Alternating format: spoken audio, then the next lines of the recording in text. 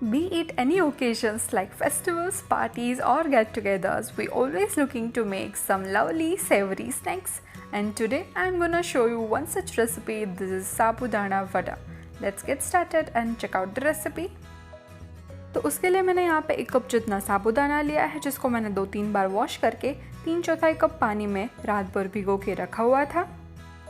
अब उसमें मैं ऐड कर दूंगी आलू, जिसको मैंने उबाल के ग्रेट कर लिया था। और अब उसमें मैं ऐड कर दूंगी बारीक कटी हुई हरी मिर्च, बारीक कटे हुए करी पत्ते और थोड़ा सा जीरा भी ऐड कर देंगे। और अब उसमें मैं ऐड कर दूंगी रोस्ट और क्रश किया हुआ सिंगदाना। और अब मैं उसमें ऐड कर दूंगी बारीक कटा हुआ हरा धनिया और स्वाद अनुसार नमक भी ऐड कर देंगे। अगर आप चाहें तो यहाँ पे बेकिंग सोडा भी ऐड कर सकते हैं। और लास्टली हम थोड़ा सा नींबू का रस ऐड करके हाथ की मदद से सभी चीज़ों को अच्छे से मिला देंगे। वड़ा बनाने के लिए मैंने हाथ को पानी की मदद से ग्रीस कर लिया है और थोड़ा सा पोर्शन हम मिक्सचर का लेके हाथ की मदद से इस तरह से छोटे छोटे बॉल्स बना लेंगे और थोड़ा सा चपटा कर देंगे।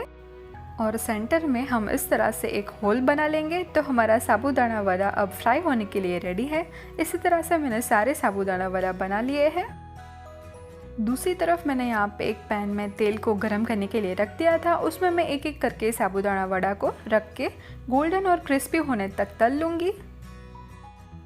साबूदाना वड़ा अब अच्छे से गोल्डन हो चुके हैं, तो इसे हम निकाल लेंगे।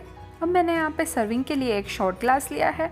उसमें मैं ऐड कर दूँगी मीठा दही और उसके ऊपर मैं स्प्रिंकल कर दूँगी थोड़ा सा लाल मिर्च का powder.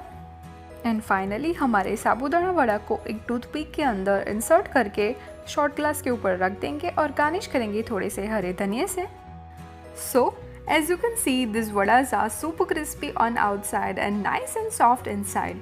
They are so wholesome that it's got the goodness of sabudana, that's tapioca pearls, and the potatoes, and all the other nice flavors that go with it. And if you like this recipe, then comment below, subscribe to the channel, and see you next time.